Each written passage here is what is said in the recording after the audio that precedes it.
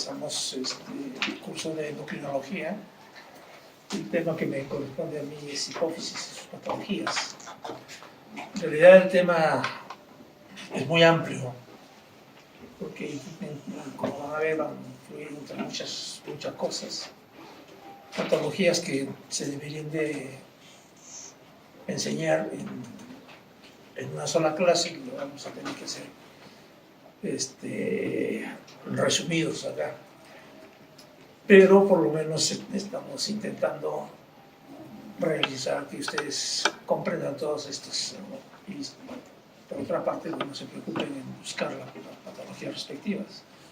Y se hace una práctica, en sus horas de práctica de la mañana, cuando hagan endocrino, de repente el tutor puede hacer este tipo de clases. En primer lugar, como vemos, es un cuadro en el cual nos muestra todo lo que es la fisiopatología de la tiroides. Vemos que toda la relación que existe entre el hipotálamo y la misma hipófisis.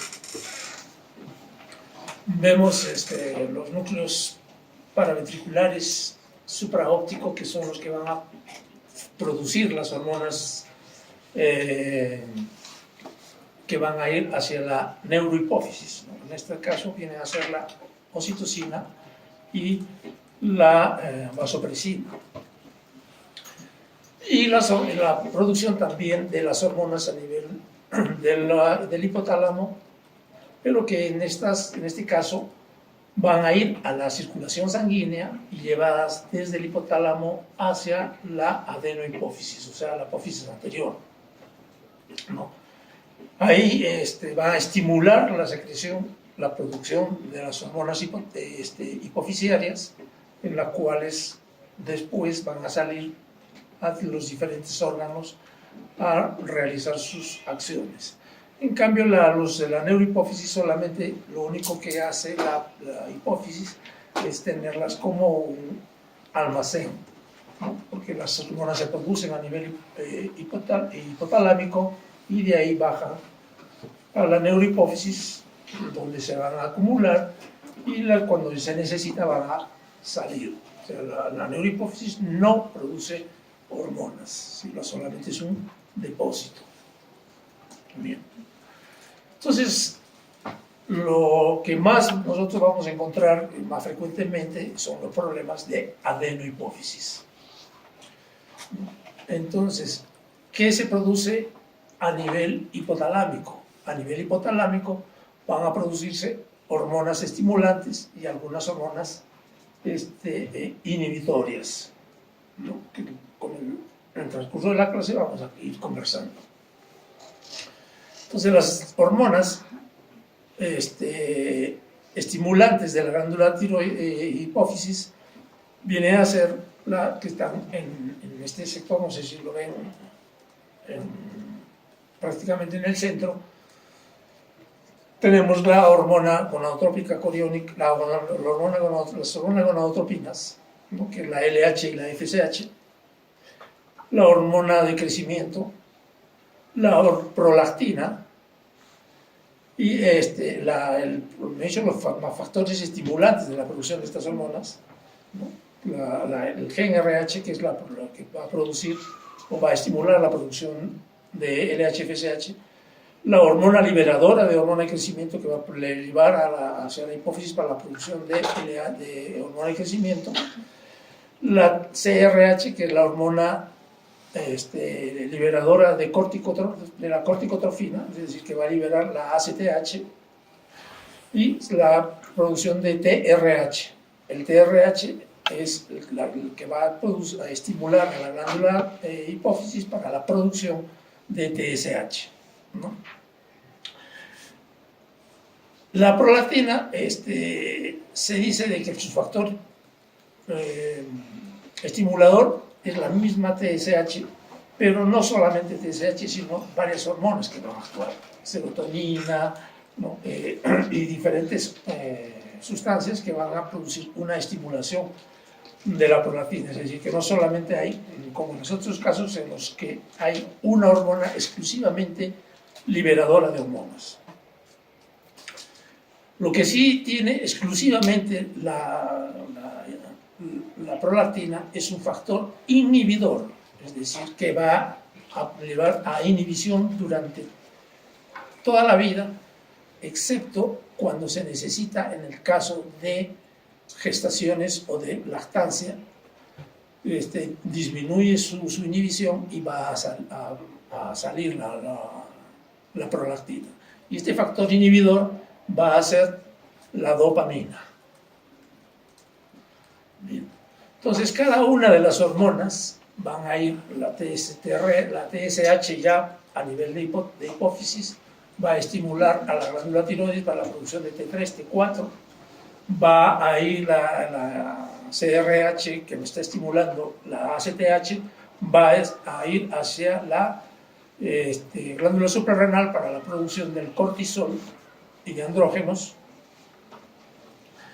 Después tenemos con las endorfinas LH, FSH, ¿no?, que van a ir a estimular tanto ovarios en las mujeres como en los testículos en el varón, ¿no?, tanto para la espermatogénesis como para la producción de testosterona en un caso y estrógenos en otro caso. Después tenemos, la hormona de crecimiento, que es una de las hormonas que actúa en todo el organismo, sobre todo en niños, para la producción, para el crecimiento de los niños, sobre todo en huesos, en músculos y en el tejido adiposo. Después tenemos ya las hormonas, la prolactina, que solamente actúa a nivel de mamas para la producción de leche durante la lactancia, y de la neurohipófisis ya tenemos la oxitocina y la vasopresina o hormona antidiurética, ¿no? La antidiurética va a ir a inhibir la eliminación de agua a través en el riñón, y la oxitocina va a actuar cuando se necesita para producir contracción del útero después del parto, y a su vez también a nivel de mamas.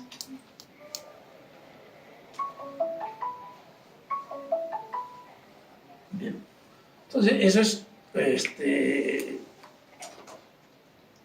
prácticamente con este esquema vemos toda la producción desde hipotálamo hasta las hormonas, hasta las glándulas periféricas.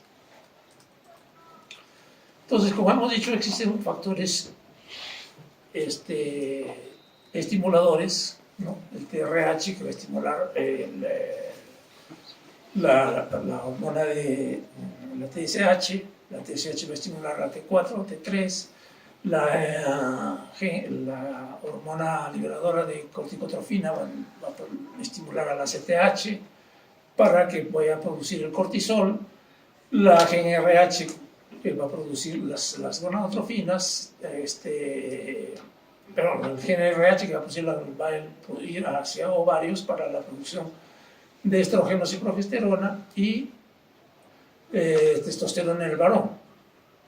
La hormona liberadora de hormona de crecimiento, que va a producir la liberación de hormona de crecimiento, que va a ir hacia el hígado para la producción de la somatomedina C, que es el factor activo para el crecimiento del niño, principalmente,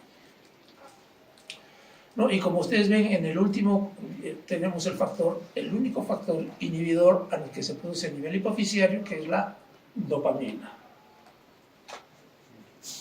¿no?, que va a inhibir permanentemente a la prolactina hasta el momento en que la mujer salga gestando. Entonces empieza a disminuir la producción de prolactina para que se vaya a producir la leche, y sobre todo durante la lactancia. Entonces, vemos nosotros entonces que existen factores estimuladores e inhibidores en las diferentes hormonas, pero nosotros tenemos los llamados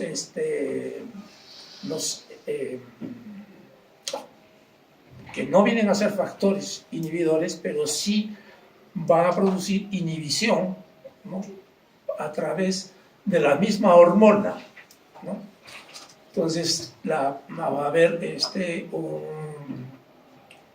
una acción corta entre la hormona liberadora y el hipotálamo, ¿no? Cuando se produzca mucha hormona liberadora, de la cualquiera de las que hemos hablado, va a inhibir al hipotálamo para que ya no se siga produciendo las hormonas. Entonces, esa es una asa ultra corta. Tenemos una asa corta que viene a ser desde la hipófisis hacia el hipotálamo. Entonces, la hipófisis también, al producir mayor cantidad de hormonas hipofisiarias como ACTH, TSH, la hormona de crecimiento, va a inhibir la producción del factor estimulador, ¿no? Esa es la asa ya corta. Y existe una asa larga en la cual de la hormona, la producción de hormonas, por ejemplo el TRA y el TSH a nivel de hipófisis, va a inhibir la producción de hipófisis, ¿no?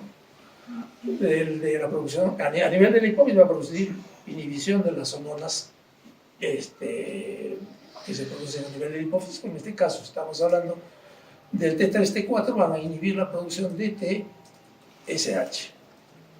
Y la asa ultra larga, que viene a ser de la hormona directamente hacia el hipotálamo. Entonces, estas asas van a hacer que se mantenga en un nivel adecuado la cantidad de hormona productora cuando ya existe una cantidad suficiente de producción de hormonas finales, terminales o de hormonas hipofisiarias, ¿no? Lo que llamamos una retroalimentación.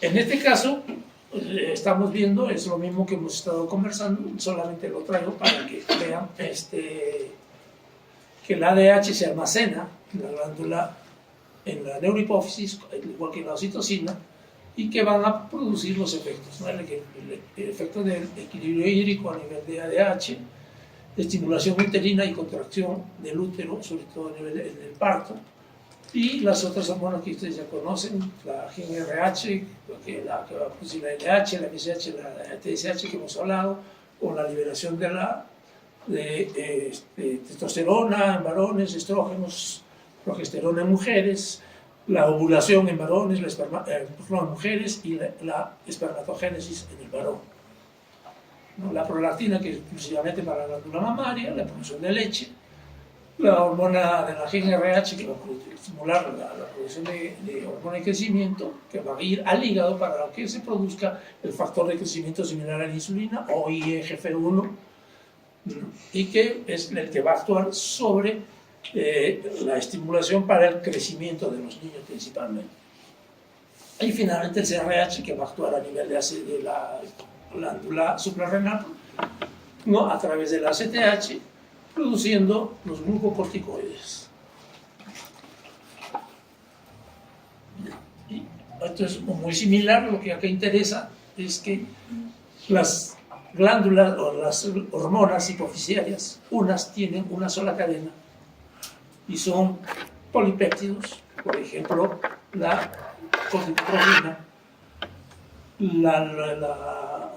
la prolactina y la hormona de crecimiento son sustancias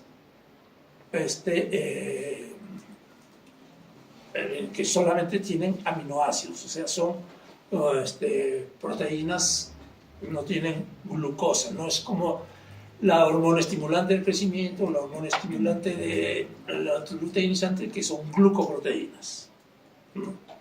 Entonces, ese tipo de hormonas tienen dos cadenas, la alfa y la cadena beta. La alfa tiene 89 aminoácidos y la beta 112 aminoácidos. Es importante saber esto porque en los casos de que haya tumores hipofisiarios, se dice de que hay tumores hipofisiarios, como vamos a ver, no productores de hormonas, ¿no?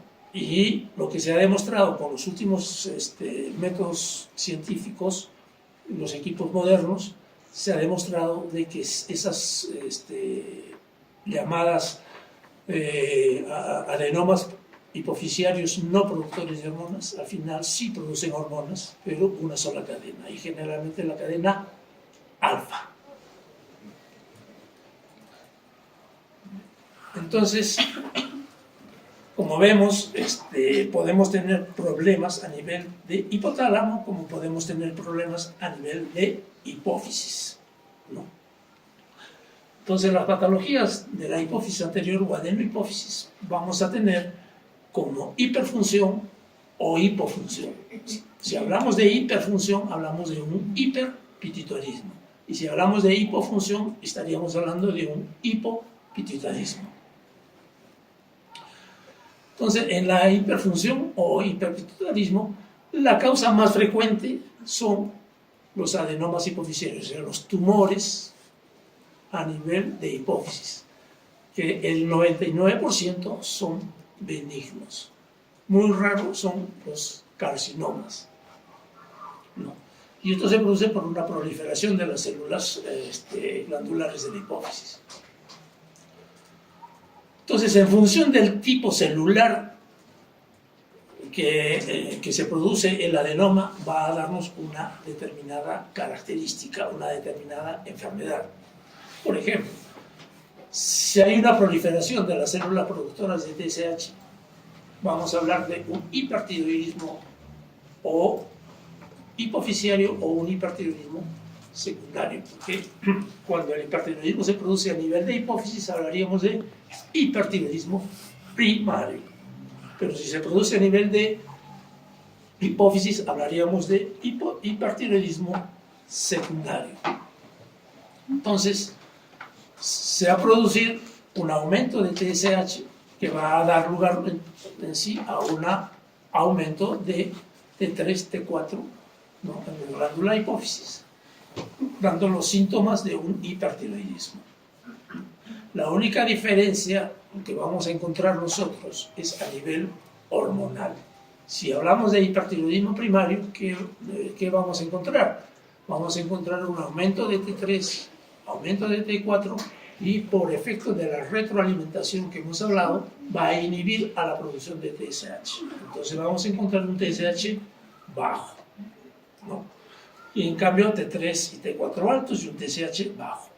Eso es en el hipertiroidismo primario. Y en el hipertiroidismo secundario, más bien, vamos a encontrar un T3 alto, un T4 alto y un TSH también alto, porque el que está alterado es el TSH que se produce a nivel de hipófisis, ¿no?, que está produciendo gran cantidad de hormonas de TSH, estimulantes de la tiroides, y esto es lo que va a hacer que se produzca mayor cantidad de hormona de 3T4 y nos va a dar la sintomatología de un hipertiroidismo de tipo secundario. Entonces, vamos a encontrar pues un paciente que tenga pérdida de peso, taquicardia, arritmia, nerviosismo, irritabilidad, deposiciones frecuentes, exceso de sudoración, el paciente va a estar irritable, etc., ¿no? Todas las manifestaciones que ustedes conocen de un hipertiroidismo primario. Si la proliferación de las células productoras es de ACTH, nos va a dar lo que llamamos el síndrome de Cushing, ¿no? Es decir, que pues un síndrome de Cushing puede ser también primario, si es que el cortisol es el que se eleva a nivel de la glándula suprarrenal, y hablaríamos de un hipercortisolismo secundario si estaríamos hablando de que la alteración está a nivel hipofisiario, ¿no?, por la mayor producción de ACTH. Entonces, vamos a ver, como se dice ahí, se producirá un aumento de ACTH que va a dar lugar a un aumento de los mineralocorticoides, aldosterona, aumento de los glucocorticoides y aumento de los andrógenos, ¿no? Cuando aumenta la secreción de cortisol y aldosterona, va a dar lugar a llamado enfermedad por síndrome de Cushing, ¿no? Para los síntomas son los mismos también que un síndrome de Cushing primario. También se diferencia en la cantidad de hormonas. Como en todos los hormonas vamos a encontrar un cortisol elevado y una ACTH baja si fuera primario. En cambio, en el secundario vamos a encontrar cortisol alto y ACTH alta. Y no, la sintomatología es la misma: acumulación de grasa alrededor, sobre todo a nivel del abdomen, ¿no? Una redondez exagerada del rostro, ¿no? Lo que llamamos una fasis de luna llena, adelgazamiento de los brazos y piernas, una presión arterial alta, debilitación de los huesos, que puede llegar a la osteoporosis, hematomas, ansiedad, irritabilidad, depresión, ¿no? Entonces, todas esas sintomatologías muy similar a una patología primaria. Si por la proliferación de las células productoras de gonadotropinas, es decir, FSH-LH, nos va a dar un hipergonadismo. Un hipergonadismo que puede ser, viene a ser un hipogonadismo de tipo secundario, ¿no? En la cual va a haber un aumento de la FSH, un aumento de la LH, y que van a producir una excesiva estímulo de las gónadas, tanto estrógenos o tanto ovarios como testículos en el varón. Entonces también vamos a encontrar lo mismo que en los otros casos. En el hipergonadismo primario vamos a encontrar un aumento de los andrógenos y estrógenos, ¿no? En el caso de la mujer, con una disminución de la FSH y LH. Y en el hipogonadismo secundario lo que vamos a encontrar es un aumento de los andrógenos y estrógenos y lógicamente un aumento de FSH-LH, porque es la glándula que está produciendo mayor cantidad de hormonas, ¿no? De gonadotropinas. Entonces, el hipergonadismo puede también producir sintomatología, por ejemplo. En casos de niños prepuberales, acá habla de 11 o 12 años, podemos encontrar menos edades, inclusive de 8 años en varones, lo que llamamos pubertad precoz, o niñas menores de 7 años en las cuales empieza a producirse un aumento de la producción de hormonas, ¿no? Entonces, a eso llamamos nosotros pubertad precoz. No solamente se produce a los 11 o 12 años, sino ahora se está hablando de que la pubertad precoz en varones es a partir de los 8 y de las mujeres antes de los 7 años. ¿No? Entonces va a producir un aumento del nivel de andrógenos en los niños y el nivel de estrógenos en las niñas, y va a provocar aparición de una pubertad precoz, ¿no? Es decir, que van a aparecer los caracteres sexuales secundarios, ¿no? Cambio de voz en el varón, menstruación en la mujer, vello axilar y pubiano, desarrollo mamario. Entonces, antes de su edad fisiológica, antes de que realmente la paciente entre en un estado de pubertad normal. Bueno, para eso llamamos nosotros entonces una pubertad precoz.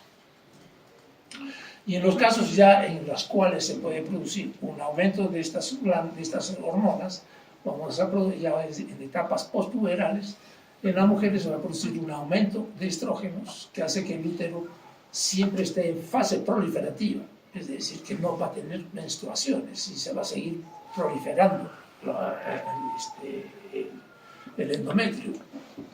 Y eso nos va a traducir en hemorragias uterinas irregulares, va a llevarnos a anovulación y esterilidad, por supuesto. Y en los varones va a producir el aumento de andrógenos. En realidad no hay mucha sintomatología, no se traduce en problemas importantes el aumento de andrógenos. En la mujer sí puede llegar hasta la infertilidad. Después tenemos la proliferación de las células productoras de hormona de crecimiento, es decir, el hipersomatotropismo, ¿no? Que hay un aumento de la hormona de crecimiento que va a producir un hipersomatotropismo, es decir, un aumento del tamaño del cuerpo, y que puede ser también prepuberal o puede ser postpuberal. Si nosotros hablamos de que hay un aumento de la producción de hormona de crecimiento prepuberal, entonces todavía las metáfisis de los huesos no se han cerrado, entonces va a seguir creciendo ese niño. ¿no? Y lo que nos va a llevar es un gigantismo. En cambio, en el paciente que tiene ya los cartílagos de crecimiento ya se han cerrado, ¿no? Entonces vamos a tener esta hiperproducción de hormona de crecimiento se va a traducir en una enfermedad que se llama acromegalia, ¿no?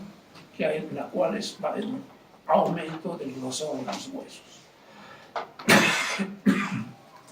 Bien. La acromegalia aparece con sus síntomas de diferentes tipos, porque hemos dicho que la hormona de crecimiento actúa en todo el organismo. Entonces vamos a tener un crecimiento de los huesos, sobre todo en las zonas sacrales, y vamos a encontrar un aumento del tamaño de las manos, de los pies. Bueno, vamos a encontrar más que crecimiento en longitud, es un crecimiento en grosor de los huesos, sobre todo de los dedos. Entonces podemos hacer el descubrimiento de un paciente que esté yendo hacia la acromegalia, porque los anillos ya no salen con facilidad o ya no le entran con facilidad los anillos, ¿no? Porque está engordando los dedos. Lo mismo el crecimiento de los pies. Son pacientes que al final van a tener un aumento, van a cambiar de zapato por el número de zapatos, porque ya no le entra el zapato anterior. Y ya sabemos que cuando nosotros llegamos ya a la etapa de adultez, ya nuestros pies no crecen, pero el paciente con acromegalia sí sigue creciendo, y eso va a traernos podemos hacer el diagnóstico de una acromegalia porque el paciente está cambiando de tamaño de los pies, ¿no? Va a haber engrosamiento de los arcos cigomáticos, superciliares, de la frente, etc., ¿no? En la parte, en el crecimiento blando de los tejidos blandos también vamos a encontrar un aumento de la nariz, aumento de la lengua, una macroglosia, ¿no? Aumento de los labios. Y todo esto nos va a dar una facies tosca del paciente. El crecimiento de la laringe se va a producir el engrosamiento de las cuerdas vocales y que va a dar una voz característica que se llama voz cavernosa. Y el crecimiento de la piel, vamos a encontrar un engrosamiento tanto de la piel, vamos a ver una sudoración, los acrocordones, quistes sebáceos e hipertricosis. En el sistema óseo articular se va a producir una degeneración de las articulaciones y aparece una cifosis. Y también va a haber alteraciones a nivel de las vísceras, ¿no? Va a haber una visceromegalia con aumento de tamaño del hígado, del vaso, de los riñones, etc. Entonces, en el lado derecho tenemos las dos características. La acromegalia, ¿no? Con las características tanto de la frente como de la nariz, de los labios, ¿no? Y el gigantismo en el lado más externo de la presentación. Podemos tener alteraciones metabólicas. Como he dicho que la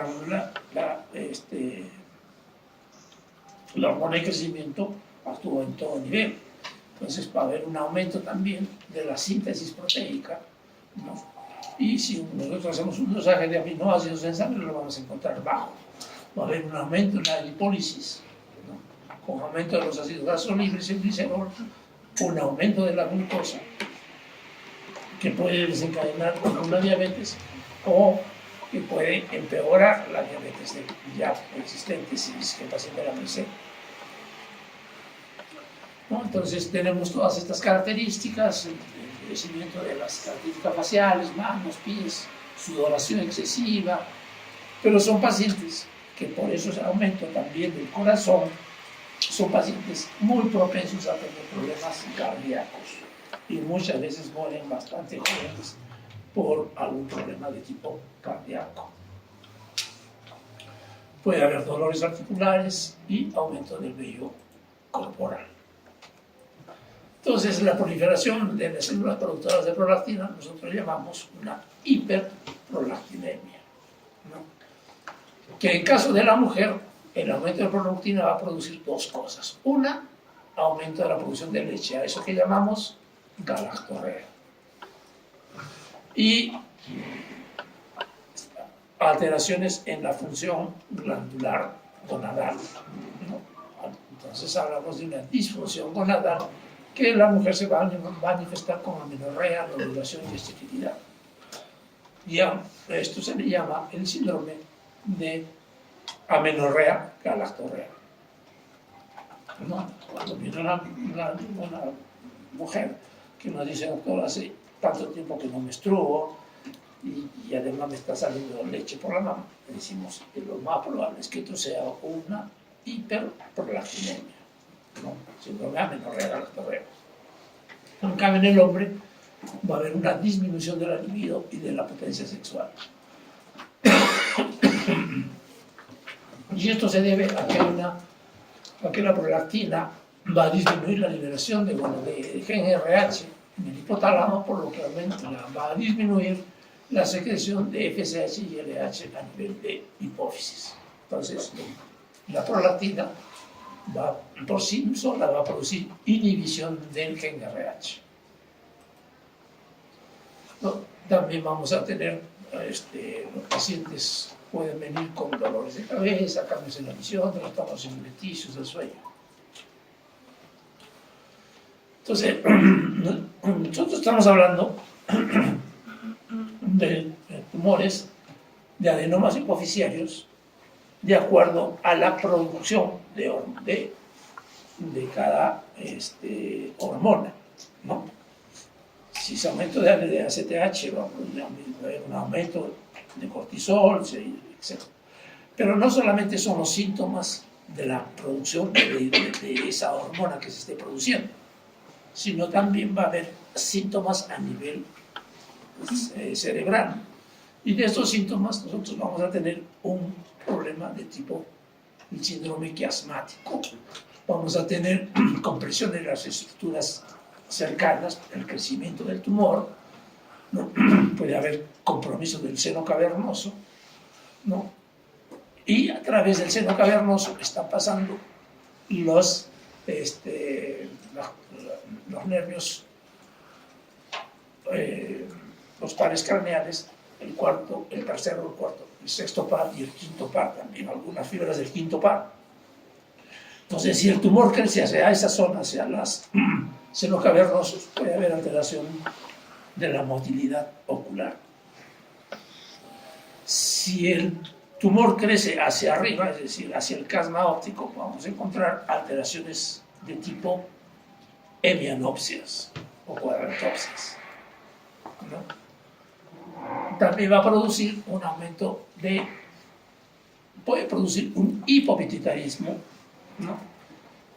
Porque va a comprimir el crecimiento del tumor, mientras más grande sea, va a comprimir el resto de la glándula hipofisiaria y va a producir disminución de la producción de hormonas y por esto puede producir un hipopituitarismo. Y si nosotros hacemos un fondo de ojo, vamos a encontrar también alteraciones a ese nivel por el aumento de una hipertensión endocraniana.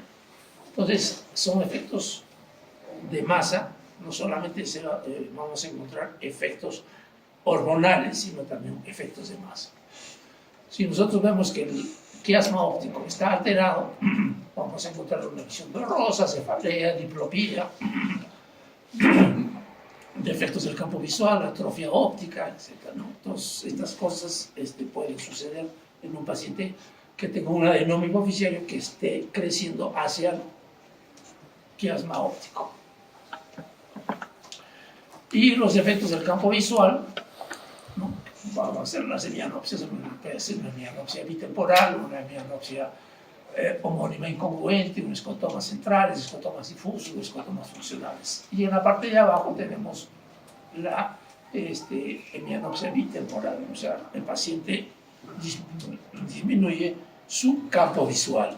Si nosotros, yo hablo mis manos, yo no porque yo sé que estoy moviendo, pero noto que sí se están moviendo mis dedos, ¿no? Pero cuando hay disminución del campo visual, ya se pierde eso. Y la visión se va haciendo cada vez, mientras más crece, se va haciendo más tubular, ¿no? Entonces, esa es la otra presentación que nosotros tenemos que tener en cuenta cuando hablamos de adenomas hipoficiarios, no solamente la producción de hormonas. Algo que podemos agregar acá, que no está dentro de las diapositivas, es cuando hablamos de adenomas, de microadenomas y de macroadenomas. Pues, cuando hablamos de microadenomas, ¿alguien sabe? Microadenomas hablamos si el adenoma hipoficiario es menor de 10 milímetros, o sea, 1 centímetro. Y hablamos de macroadenomas si el tumor es mayor. Entonces me va a indicar mayor de 10 milímetros. Entonces, si es mayor, hablamos de macroadenomas y probablemente el macroadenoma ya esté dando alteraciones de las que hemos hablado, ¿no?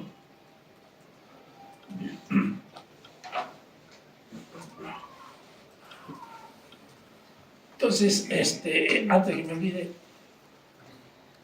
habíamos dicho que los adenomas podemos también catalogarlos como adenomas productores de hormonas, los que hemos hablado, los que producen ACTH, TSH, los que producen prolactina, hormona de crecimiento. Pero puede haber adenomas no funcionantes, es decir, que no tienen sintomatología de hiperproducción de hormonas, pero sí pueden tener, como no producen hormonas, no va a haber alteraciones en la mujer, como por ejemplo la menorrea, la galactorrea, supongamos de que haya un hiperprolactinoma. Si no fuera hiperprolactinoma y es un adenoma hipoficiario no productor de hormonas, no va a dar esta sintomatología. Entonces el paciente no se va a dar cuenta y el tumor va a crecer más. Y lo que va a predominar son los síntomas de compresión, ¿no? Los efectos de masa. Y eso significa que el crecimiento ha sido mucho mayor. Entonces los adenomas hipoficiarios no productores de hormonas van a crecer más rápido. Y como les había dicho al comienzo, estos adenomas productores o no productores de hormonas, se ha visto que sí producen hormonas, pero no las producen, no son hormonas activas. Son hormonas, sobre todo, las hormonas que se producen, que tienen dos cadenas. O sea, hemos demostrado de que los adenomas no productores de hormonas tienen la cadena alfa. Entonces sí producen hormonas, pero no son hormonas activas. La otra patología de la hipófisis viene a ser el hipopituitarismo, ¿no? O la hipofunción de la pituitaria, que es la causa mucho más frecuente de todas las que tenemos. Y la primera es la necrosis isquémica. Esto sucede generalmente durante el parto, en la cual el paciente o la paciente en el momento del parto tiene una complicación en la cual va a perder gran cantidad de sangre y durante el parto la glándula hipófisis es bastante irrigada y aumenta su irrigación y crece durante el parto o durante la gestación. Entonces, si hay una hemorragia masiva, va a producir una necrosis de la glándula hipofisiaria y a esto se le llama un síndrome de Sheehan, en la cual no va a haber producción de hormonas. Entonces, el Sheehan es una necrosis postparto de la hipófisis. ¿En qué se va a caracterizar? Principalmente en amenorrea, es decir, que la paciente después del parto ya no va a presentar menstruaciones y no va a haber lactancia. Y eso nos va a dar el diagnóstico o la sospecha diagnóstica de que ha habido un parto complicado, con sangrado abundante. Si nosotros le preguntamos al paciente, nos va a decir sí, o la familia nos va a decir sí, y estamos haciendo ya el diagnóstico de un síndrome de Shiga, ¿no? Entonces puede haber fractura del tallo hipofisiario después de un traumatismo, la hipofisectomía, es decir, la extirpación de la glándula de hipófisis por un tumor hipofisiario, procesos de distinta índole como infecciones, tuberculosis, sífilis, infiltrativos como sarcoidosis, hemocromatosis, ¿no? La histiocitosis, problemas autoinmunes como es la hipofisitis linfocitaria o autoinmune, tumores cerebrales, hemos hablado que los tumores, los adenomas pueden producir, pero no solamente adenomas hipofisiarios, sino también otros tumores. Uno de los más frecuentes es el craneofaringioma, que se produce más en niños.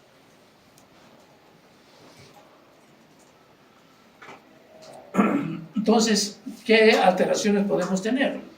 Puede alterarse la TSH, produciendo un hipotiroidismo de tipo secundario, ¿no? En la cual vamos a encontrar una disminución de la TSH y una disminución tanto de T3 como de T4.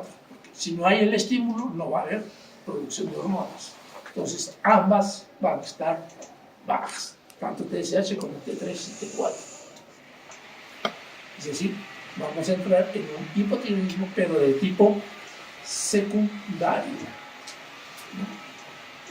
¿no? ¿Y qué nos diferencia esto? Simplemente el examen de hormonas. Mientras que en el hipotiroidismo primario lo que nosotros vamos a encontrar es una disminución de T3, T4, porque la alteración está a nivel de tiroides. No hay producción de T3, T4, no hay quien inhiba la producción de TSH y se va a seguir produciendo TSH. Entonces vamos a encontrar un TSH alto, ¿no? En el hipotiroidismo primario. En cambio, en el hipotiroidismo secundario, la falla es a nivel de hipófisis.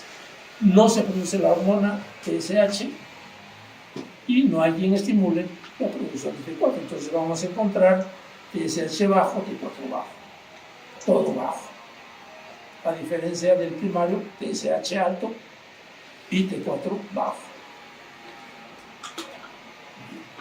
La sintomatología es muy similar al hipotiroidismo primario, con la diferencia de que en este caso nosotros no vamos a encontrar bocio, ¿no? En cambio, en el hipotiroidismo primario sí podemos encontrar bocio, no siempre, pero sí podemos encontrar bocio. Va a haber astenia, intolerancia al frío, constipación, bradicardia, relajación, los reflejos lentos, edema perioditario, los cambios medicamentosos, roquera, anemia.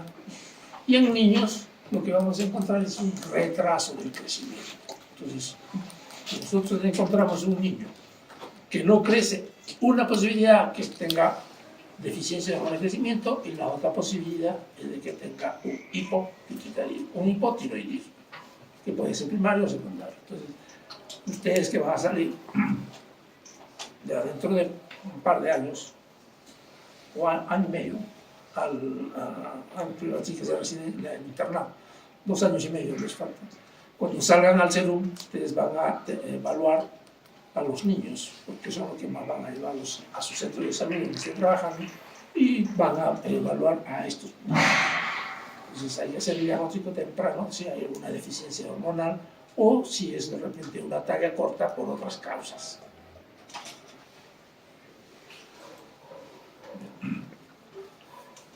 La glándula suprarrenal se le llama alteraciones secundarias o hipofisiarias, ¿no? Hay una disminución de la producción de ACTH, lo cual nos va a traducir en una disminución de la producción de glucocorticoides y de andrógenos. Es decir, que nos va a dar lugar a una insuficiencia córtico-suprarrenal, ¿no? Los síntomas son los mismos que un paciente que tenga daño a nivel de glándulas suprarrenales, y la diferencia también la hace las hormonas hipofisiarias y la producción de hormona final, que es el cortisol. Si la alteración es insuficiencia suprarrenal, primaria, lo que vamos a encontrar, es decir, que no se va a producir es el cortisol, pero sí se va a producir la CTH, entonces vamos a encontrar la CTH alta. Y en caso de que la alteración sea a nivel hipofisiario, lo que vamos a encontrar es bajo todo, bajo el cortisol, bajo ACTH. Entonces vamos a encontrar pacientes que van a tener astenia, anorexia, adelgazamiento, hipoglicemia, hipotensión, ¿no? Son pacientes que van a tener un pobre bronceado de la piel, astenia, debilidad, anorexia, náuseas, vómitos, mialgias, disminución del vello axilar y pubiano, hiponatremia, fiebre. Y en casos de insuficiencias agudas, ¿no? Por pacientes que vayan a ser sometidos de repente a alguna intervención quirúrgica o urgente o tengan algún estrés severo, vamos a encontrar de repente una insuficiencia suprarrenal aguda, con náuseas, vómitos, dolor abdominal, hipotensión, el paciente puede estar en coma, ¿no? Entonces puede haber un colapso vascular por hiponatremia. El potasio, ¿no? La calemia, va a estar normal, a diferencia del problema de primarios en los cuales el potasio es alto. ¿Por qué? Porque el potasio depende del eje renina-angiotensina, ¿no? O sea, de los mineralocorticoides. Y el daño en la hipófisis no se daña los mineralocorticoides, entonces no va a haber una hipercalemia. En cambio, en la insuficiencia suprarrenal primaria sí vamos a encontrar una hipercalemia, hiponatremia más hipercalemia. En las secundarias solamente vamos a encontrar hiponatremia, pero la del potasio va a estar normal. Y vamos a encontrar hipoglicemia, ¿no? Sobre todo si está asociado a alteración de la hormona de crecimiento. Ustedes recuerden que tanto la hormona de crecimiento como la hormona, el cortisol, son hormonas contrarreguladoras de insulina. Y existen otras 3 hormonas contrarreguladoras de insulina, ¿no?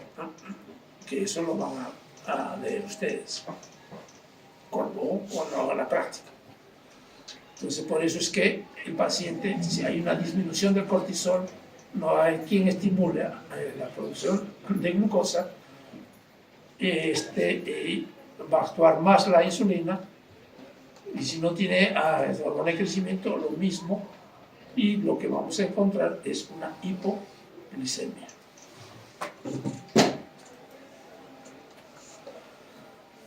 Si la alteración está a nivel de las glándulas de las gónadas, ¿no?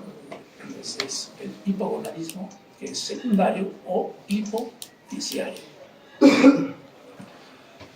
Hay una disminución de la FSH, de la LH, que va a producir una disminución de los andrógenos y de los estrógenos de acuerdo al sexo, lo que llamamos entonces nosotros un hipogonadismo hipogonadotrófico, porque las hormonas no se están produciendo, no se produce gonadotrofinas, las gonadotrofinas van a estar bajas, no se produce, por lo tanto, estrógenos, no se va a producir testosterona, entonces hablamos de un hipogonadismo hipogonadotrófico.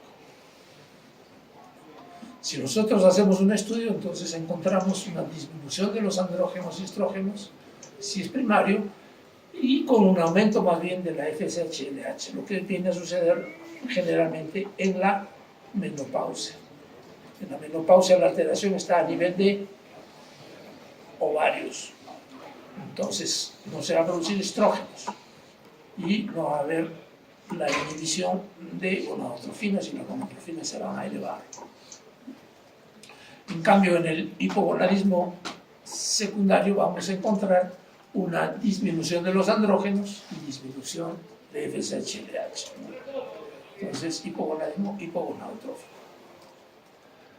Y en caso de menopausia sería un hipogonadismo hipergonadotrófico, porque la LH y FSH van a estar altas, mientras los estrógenos van a estar bajos. Entonces, esta disminución de los estrógenos en la mujer va a producir amenorrea, anovulación, disminución de la libido, atrofia mamaria. Y en los hombres disminución, va a haber esterilidad, impotencia sexual, cambio de la voz y disminución de la libido. Y si se produce en niños, no va a haber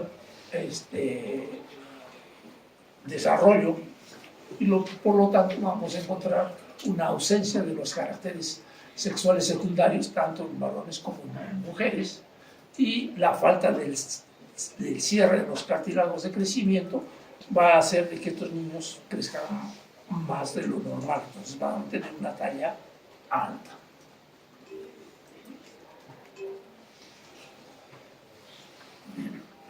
Entonces, si es niño vamos a tener retraso en la talla,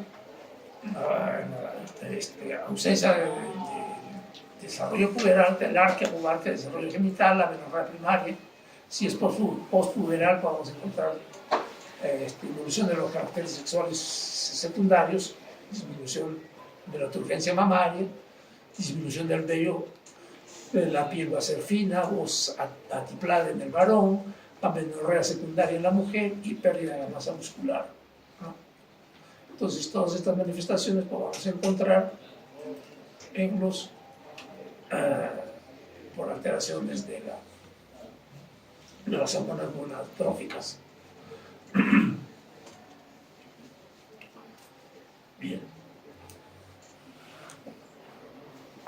Entonces, lo mismo que hemos conversado, la disminución de la hormona de crecimiento, el hipotiroidismo va a dar lugar a la disminución de la hormona de crecimiento, lógicamente, y en niños va a dar lugar a la aparición de un enanismo hipoficiario, en este caso, que a diferencia de la acondroplasia, nosotros vamos a encontrar que estos niños van a tener los segmentos bien proporcionados, a diferencia de la acondroplasia, en la cual los miembros son los que están acortados, ¿no? Entonces, tienen la característica de que tienen una cara de muñeca, se le llama a estos niños, con un aspecto bastante juvenil y tendencia a la obesidad.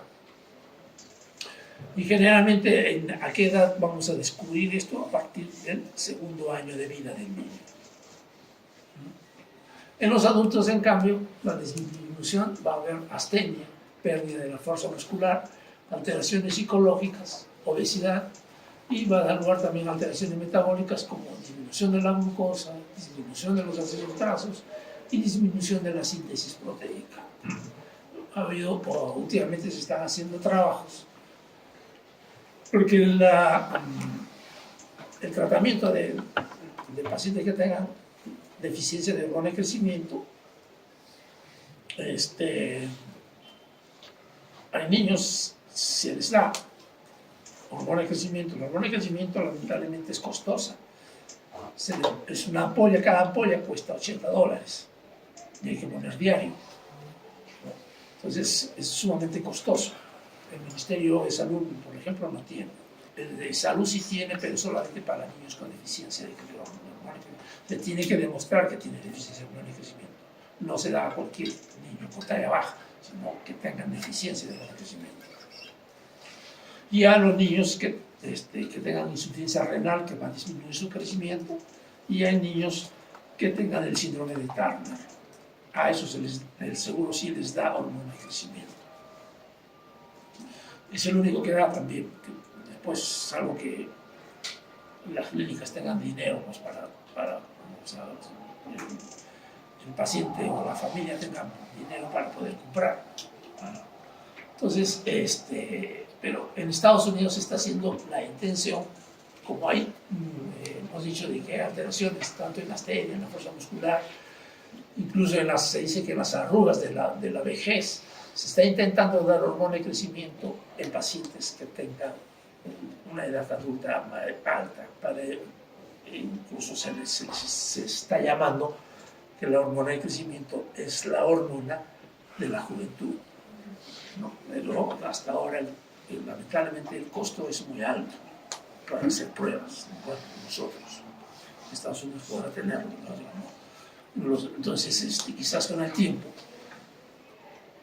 Ustedes saben que mientras más se use un producto, empieza a disminuir su costo.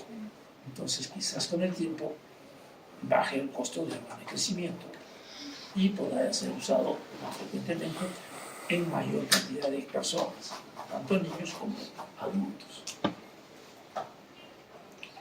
¿no? Entonces, en niños vamos a tener retardo de crecimiento, talla baja, aumento de la adiposidad, hipoglicemia. En adultos, disminución de la capacidad de ejercicio, aumento de riesgo, mortalidad, obesidad, malestar psicológico, social, arrugas faciales finas y pequeñas, prematuras, sobre todo a nivel de los orificios naturales, ¿no? A nivel de la boca, por ejemplo. Y la prolactina, en una disminución de la prolactina, la hipoprolactinemia es asintomática, excepto si aparece en el posparto, como hemos dicho, en el caso del síndrome de Sheehan, ¿no? En la cual hay una disminución de la producción de prolactina y nos va a traducir en ausencia de lactancia. Después, no da sintomatología, a diferencia de la hiperprolactinemia, que sí va a traducir en amenorrea galactorrea.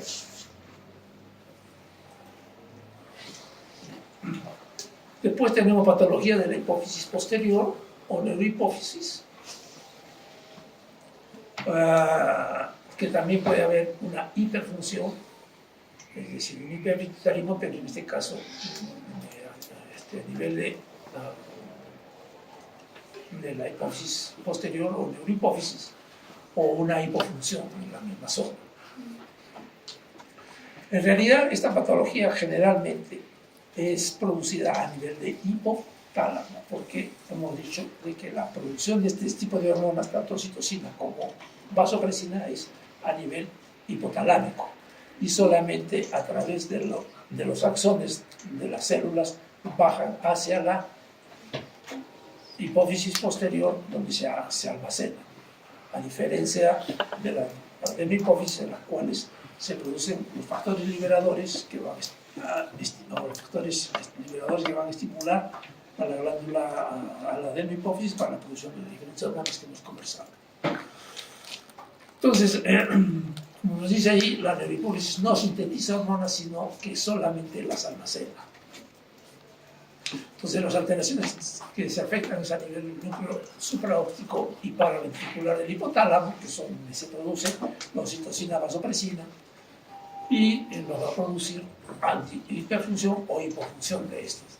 Si hablamos de hiperfunción, va a dar lugar a un aumento de ADH. Oxitocina casi no nos interesa porque solamente interviene durante el parto para la contractura del útero. En cambio, la hormona antidiurética o vasopresina sí es importante porque se va a traducir en trastornos de hipersecreción o de retención urinaria, por ejemplo, ¿no?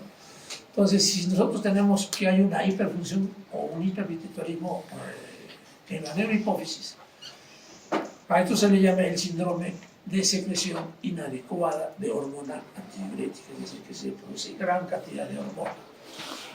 Entonces, ¿qué va a producir? Aumento de la secreción de ADH o vasopresina, y lo que va a ocasionar es disminución en la eliminación del agua, ¿no? Entonces, podemos tener las causas, unas alteraciones neurológicas, ¿no? Neoplasias malignas, enfermedades pulmonares, que no se conoce bien el mecanismo, pero puede producir aumento. Se dice de que puede haber producción de ADH ectópica. Eso es lo que estaría ocasionando también un síndrome de secreción inadecuada de hormona antidiurética, un síndrome paraneoplásico. Entonces, el aumento de ADH va a dar lugar a un aumento de la reabsorción de agua en el túbulo renal, dando lugar a un aumento de la volemia. Entonces, si no orina, va a aumentar la agua en sangre, entonces va a aumentar la volemia. Y una disminución en la orina, una oliguria. El aumento de la volemia va a dar lugar a una osmolaridad, por dilución.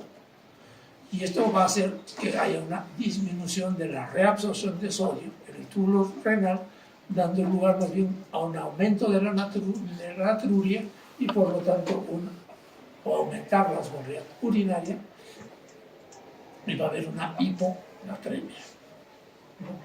Entonces, aumenta el líquido a nivel sanguíneo, pero va a disminuir el sodio va a aumentar en la salida y va a producir una hiponatremia con un aumento de la volemia. Entonces vamos a encontrar una hipervolemia por hiperhidratación hipotónica. Hablamos de que es hipotónica porque solamente se retiene agua, más no el sodio sigue eliminándose. Entonces, ¿qué nos va a producir? Una oliguria, una disminución de la diuresis y una hiponatremia. Ese es el síndrome de secreción inadecuada de hormona antidiurética. Y si nosotros encontramos más bien una hiperfunción, es decir, que se va o una hipofunción, es decir, de que va a haber una disminución de la producción de ADH, lo que vamos a encontrar es que no hay quien retenga el agua y el paciente va a empezar a orinar en grandes cantidades. A esto llamamos diabetes insípida, ¿no? A diferencia de la diabetes mellitus, en la cual es por la azúcar, ¿no? Por la glucosa. Entonces, este síndrome se produce por disminución de la secreción de ADH o vasopresina y puede ser producido por trastornos tan diversos como traumatismos, tumores, procesos infecciosos, procesos autoinmunes, y va a dar lugar a una diabetes insípida. Bien.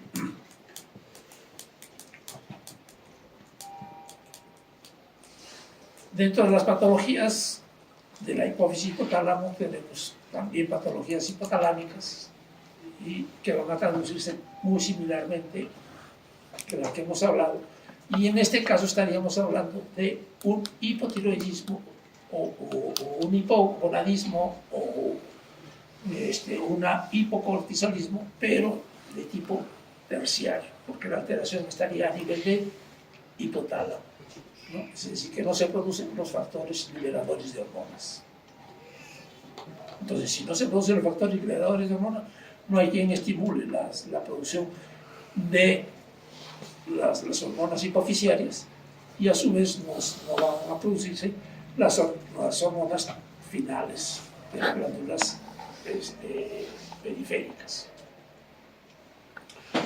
Entonces vamos a tener hiperfunción si es que se produce un aumento de estas hormonas, e hipofunción si disminuye la producción de estas hormonas. La sintomatología todo es similar a lo que hemos hablado anteriormente. Lo que hay que hacer es saber reconocer dónde está la alteración, y para eso existen las llamadas pruebas dinámicas, ¿no? Entonces nosotros decimos, si se sospecha de una secreción hormonal, vamos a hacer una medición de las hormonas hipofisiarias. Si son normales, solamente vigilancia.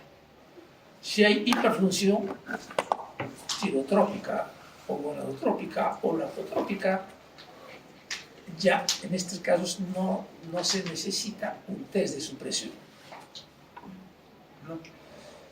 Pero existen test de supresión para estas hormonas, pero últimamente se está hablando de que no se necesita, porque ya al encontrar nosotros un TSH alto y un T4 alto, hablamos de que hay una hiperfunción del eje hipotálamo hipófisis tiroideo.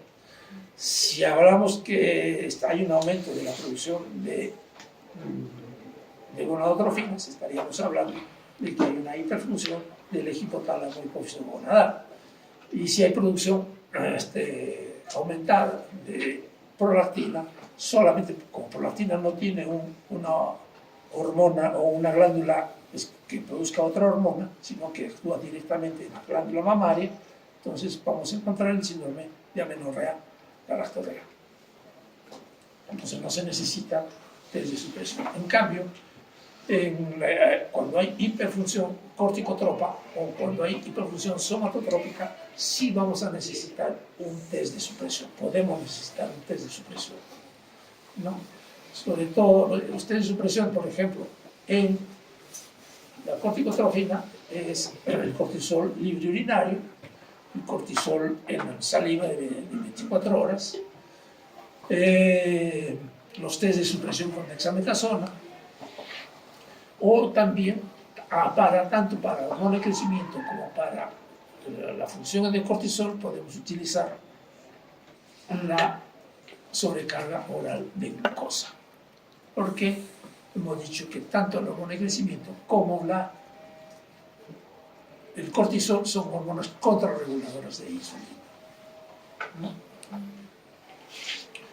Entonces, si nosotros tenemos una hipersecreción de gonadotropinas, TSH, T4, el TSH, por ejemplo, o de prolactina, se dice que no suele ser necesario las pruebas de supresión. En cambio, si se sospecha de la existencia de una hipersecreción de corticotropina, sí se debe de hacer pruebas de supresión. Y en este caso lo que nosotros primero tenemos que es confirmar si existe o no existe aumento del cortisol. Entonces, si nosotros estamos sospechando que de un síndrome de Cushing, tenemos que hacer un estudio de cortisol. Y para eso hacemos el cortisol, el libre urinario, ¿no? En la orina de 24 horas, medimos en la orina de 24 horas cuánto de cortisol hay. Si está en valores normales, pero si está en valores disminuidos, entonces hablaríamos de que hay una disminución de la producción de cortisol. Y si está en valores altos, ya estaríamos hablando de que hay una hipersecreción de cortisol y por lo tanto estaríamos hablando de un síndrome de Cushing. Porque ahí hay una producción de cortisol.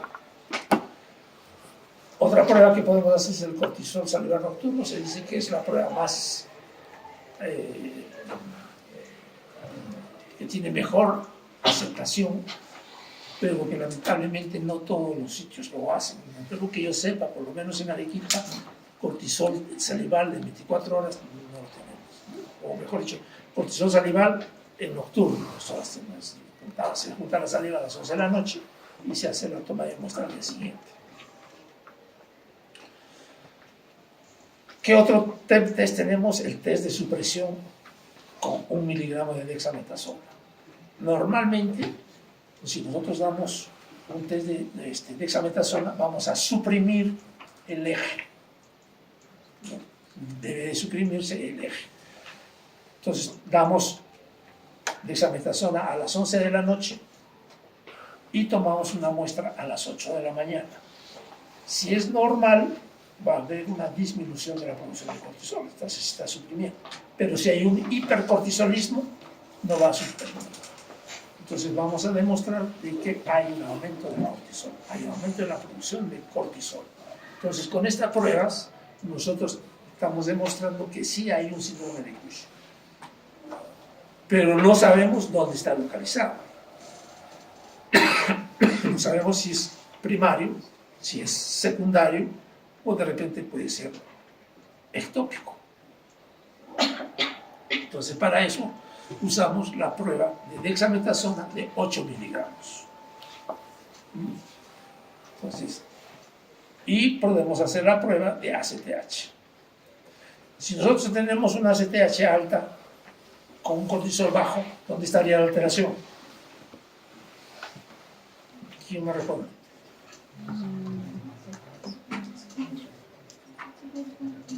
ACTH alta, cortisol bajo. ¿Dónde está la alteración? ¿Ah? Primaria, ¿cierto? A nivel de glándulos suprarrenales. Entonces yo ya estoy demostrando de que el problema es en glándulas suprarrenales. Pero si yo encuentro una ACTH baja y un cortisol bajo, ¿dónde estaría la alteración? A nivel hipofisiario, porque no hay quien produzca. Pero cuando nosotros encontramos la ACTH alta con cortisol bajo, decimos que hay un síndrome de Cushing. Pero el síndrome de Cushing puede ser hipoficiario o puede ser ectópico. Porque hay tumores que producen aumento, son más que ACTH, producen aumento de CRH. Por ejemplo, el tumor de la neoplasia de las células pequeñas, las células en avena del pulmón, produce bastante CRH. Entonces, si yo veo que el ACTH está alto y el cortisol bajo, yo digo, ¿es un Cushing? Sí, es un Cushing. ¿No es primario? No es primario, porque el cortisol está bajo. Pero sí, la ACTH está alta. Entonces yo digo, ¿es hipofisiario o es ectópico? Entonces, para eso me sirve el test de estimulación con 8 miligramos. Cuando nosotros damos dexametasona de 8 miligramos, lo que vamos a hacer es de que disminuya la producción de ACTH hipofisiaria. Entonces, con eso estoy demostrando que el trastorno está a nivel de hipófisis. Pero si yo le doy la dexametasona y no disminuye la ACTH, entonces yo digo, el problema es ectópico, porque no lo llega a suprimir. Entonces, para eso me sirven los test. En primer lugar, test de cortisol, los test de cortisol para demostrar que es un Cushing. Y el test de 8 miligramos para demostrar dónde está localizada la célula. Y la ACTH, lógicamente, tengo que solicitar, ¿cierto? ¿Alguna duda en esto? ¿Está claro?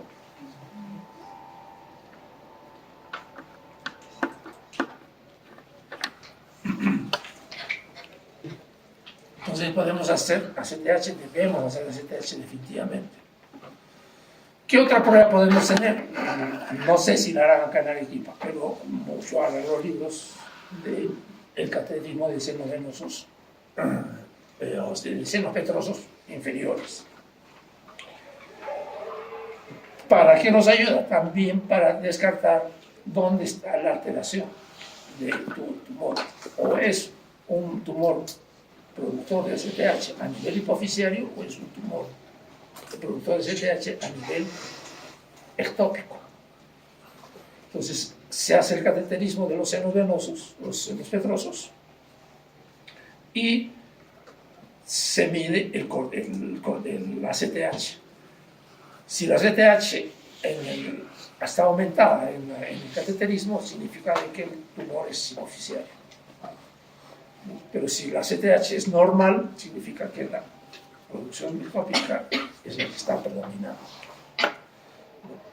E inclusive nos ayuda a decir en qué lado está, en qué lado de la hipófisis está el aumento del adenoma productor de ACTH.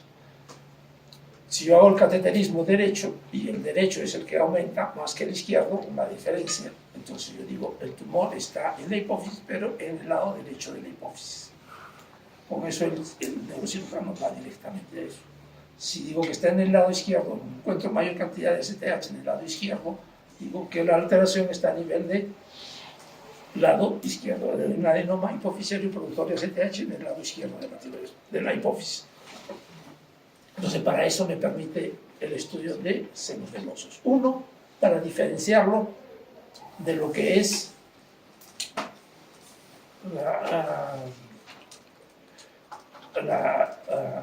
ACTH alta por un problema hipofisiario o un problema ectópico. Y la segunda es para ver si es que es hipofisiario, dónde está localizado, derecho o izquierdo. Para eso me sirve el cateterismo de senos venosos o senos petrosos inferiores. No sé si eso lo arranca, no es que yo tenga conocimiento, no sé si lo arranca. Tiene que ser un radiólogo intervencionista especializado. Quizás en Lima haya, pero acá no lo hace. Ante una sospecha de hipersecreción de hormona de crecimiento, podemos hacer un test de sobrecarga a la glucosa. Entonces se da glucosa, se toman muestras a los 30, 60, 90 y 120 minutos, la administración de 75 gramos de glucosa, que es lo que se usa generalmente en el test de tolerancia a la glucosa, es la misma dosis. Y lo que vamos a encontrar es una falta de supresión de la hormona de crecimiento, ¿no? Normalmente, si nosotros damos bastante glucosa, va a disminuir la producción de hormona de crecimiento. Pero si no disminuye la hormona de crecimiento, significa que hay un adenoma productor de hormona de crecimiento. Y lo mismo podemos hacer con el factor de crecimiento similar a la insulina o somatomenina o IGF-1. Entonces se puede medir ambos. Si sospechamos de una hipofunción hipofisiaria, si hacemos la medición de las hormonas hipofisiarias, si encontramos valores normales, solamente hay vigilancia. Si encontramos una hipofunción tirotrófica, gonadotrófica o lactotrófica, no es necesario hacer un test de estimulación, ¿no? Entonces, ¿por qué? Porque vamos a encontrar un TSH bajo o una prolactina baja. El cuadro clínico también nos va a ayudar. Si hay TSH bajo y la prolactina y la T4, T3 están bajas, decimos que el problema es secundario. En cambio, en la hipofunción corticotrópica sí tenemos que hacer test de estimulación, ¿no? Que es la hipoglicemia insulínica, es decir, que se coloca insulina para disminuir la glucosa, llevarlo a la hipoglicemia, y como les vuelvo a repetir, es una hormona contrarreguladora de insulina, va a hacer que aumente la hormona de crecimiento. Si no aumenta, significa que la alteración está a nivel hipofisiario, porque no hay buena producción de hormona de crecimiento. Las células productoras de hormona de crecimiento están alteradas, entonces no va a haber un aumento. Lo mismo sucede con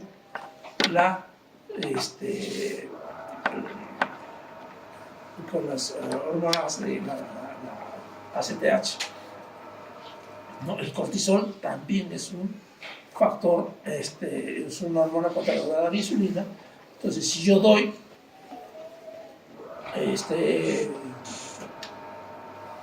insulina, también vamos a hacer que haya una hipoglicemia, y normalmente debe aumentar la ACTH para que aumente el cortisol. Pero si no aumenta, significa que la alteración está a nivel hipofisiario. No hay una buena producción de ACTH. Entonces, estos test nos van a ayudar mucho. En niños, por ejemplo, también podemos hacer el test del ejercicio. Hay el test de ejercicio solo y el test de ejercicio con propanolol. Hay la L-Dopa, la clonidina.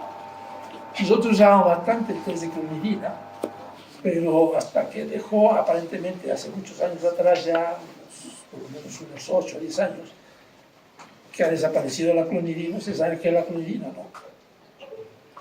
¿Saben qué es clonidina? No.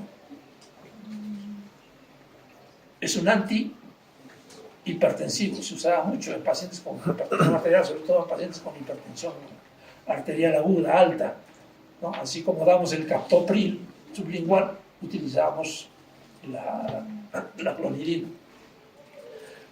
Eso digamos en emergencia. Pero nosotros como endocrinos usábamos la clonidina con la finalidad de producir un aumento de la producción de hormona de crecimiento, ¿no? Entonces la L-Dopa, la clonidina, podemos utilizar como pruebas de estimulación. Lamentablemente, como les digo, hace 8 años, 10 años, desapareció la clonidina del Perú.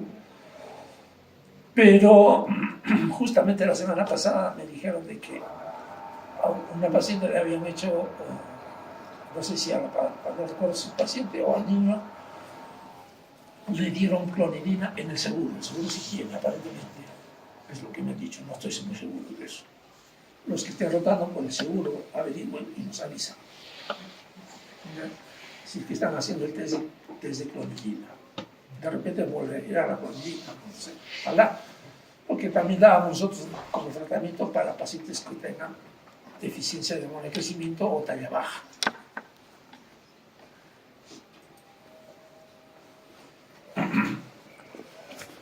Cuando existe entonces un déficit hormonal hipofisiario,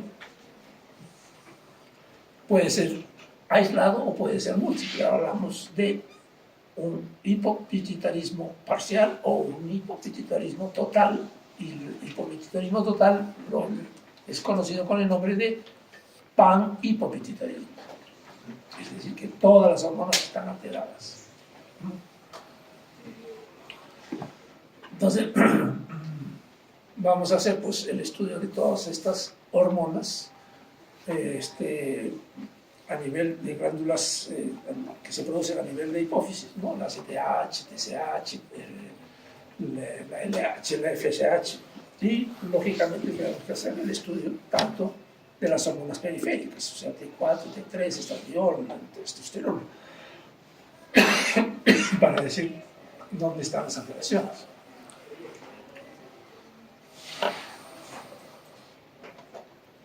Entonces, habíamos dicho de que no era necesario hacer test de estimulación para prolactina, para hormona para TR, TSH, pero existe.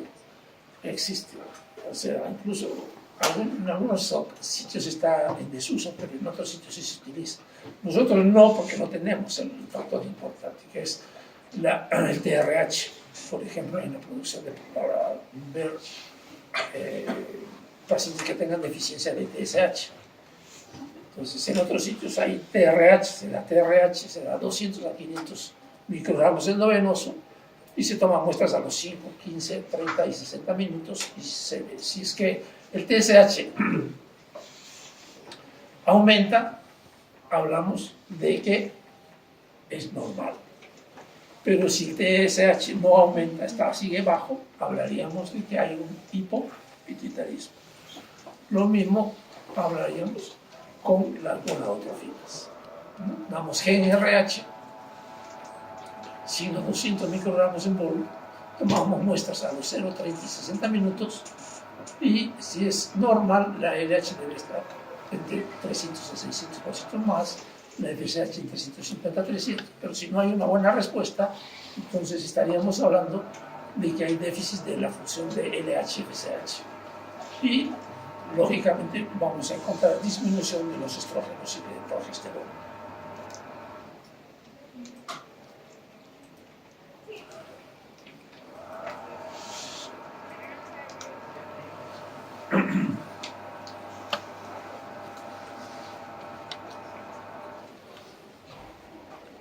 Entonces, en el diagnóstico de déficit de hormona de crecimiento, ya hemos dicho de que podemos utilizar el test de insulina. Los niños más bien vamos a utilizar el test de insulina, podemos utilizar el test de L-Dopa, el test del ejercicio solo, ejercicio con propanolol, el test de arginina, el test de clonidina, el test de glucagón, en algunos casos estuvieron, lamentablemente tampoco no tenemos glucagón en el Perú. Y esas serían las dosis, por ejemplo, ¿no? La hipoglicemia inducida por insulina, podríamos dar dosis de insulina de 0,5 a 0,15 por kilo de peso, y tomamos muestra a los 60 minutos, cada 15 minutos, hasta las 3 horas, llevándolo al paciente a la hipoglicemia, y debe elevar. Tanto este test se utiliza, vuelvo a repetir, para hormona de crecimiento, déficit de hormona de crecimiento, como para déficit de cortisol, ¿no? De ACTH. el test del ejercicio, que se hace hacer 20 minutos de ejercicio, se hace reposar al paciente 20 minutos y se toman muestras a los 0, 20 y 40 minutos. Últimamente se está haciendo el test del ejercicio, pero con propanolol. ¿No? Se le agrega propanolol al paciente, de 1 miligramo por kilogramo, y hasta máximo, sobre todo en niños, hasta de 40 miligramos diarios, y se le hace hacer ejercicio y se toman las muestras. El test de clonidina, como hemos hablado, de 50 a 250 microgramos, el test de arginina y el test de secreción de hormona de crecimiento a la medianoche. En este caso, hay que tratar de que el paciente pues, no esté despierto. Ustedes saben que, o no despertarlo, porque durante el sueño es donde se produce mayor cantidad de hormona de crecimiento. Entonces, por eso, nosotros, por ejemplo, en pacientes, niños que tengan talla baja, les recomendamos, en primer lugar, buen sueño, que llegue a soñar, o sea, llegue a sueño REM, para estimular la secreción de hormona de crecimiento, y buen ejercicio, lógicamente con buen sustrato, que es una buena alimentación. Entonces, damos ambos, le decimos al paciente que haga ejercicio y que duerma bien, que no lo despierte. Entonces, este test de secreción de hormona de crecimiento a la medianoche, generalmente lo que se hace es ponerle un catéter venoso antes, que el niño esté durmiendo y recién se le coloca. Porque si se despierta, se altera lo que nosotros estamos buscando, ¿no? Y el test de glucagón,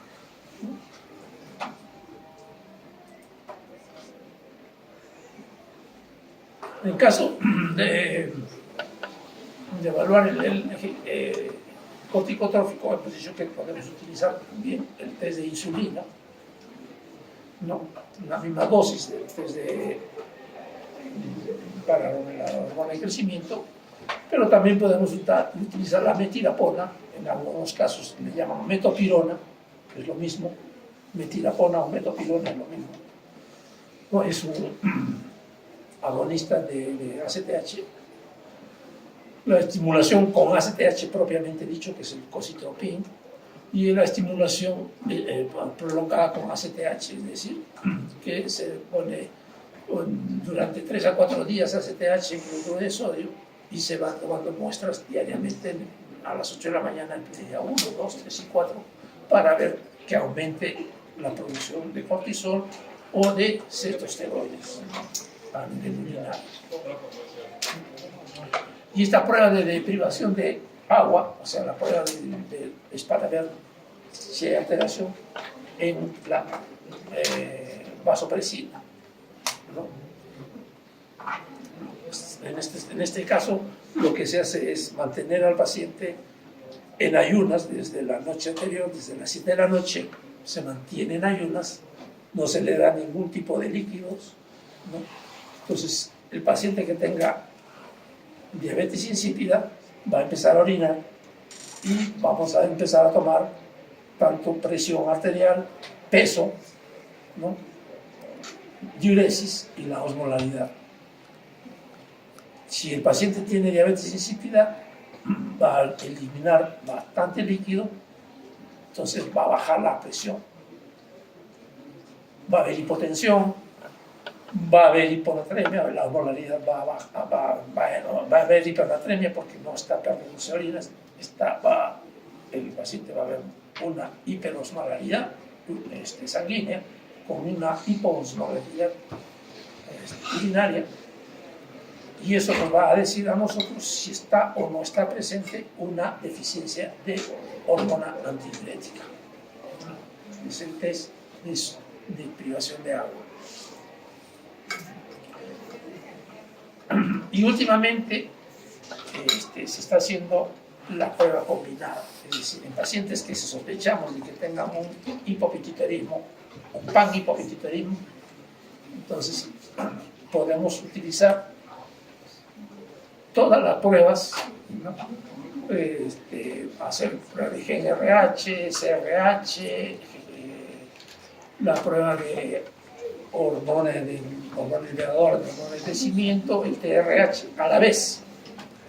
Y una vez que vemos todas estas sustancias, empezamos a medir la hormona de crecimiento, el TSH, etcétera, para ver si todas las hormonas están alteradas. En un solo estudio, en un solo día ya podemos hacer el diagnóstico de toda la falta de hormonas. Pero en nuestro medio pues es difícil conseguir las hormonas liberadoras. Bien. ¿Alguna pregunta?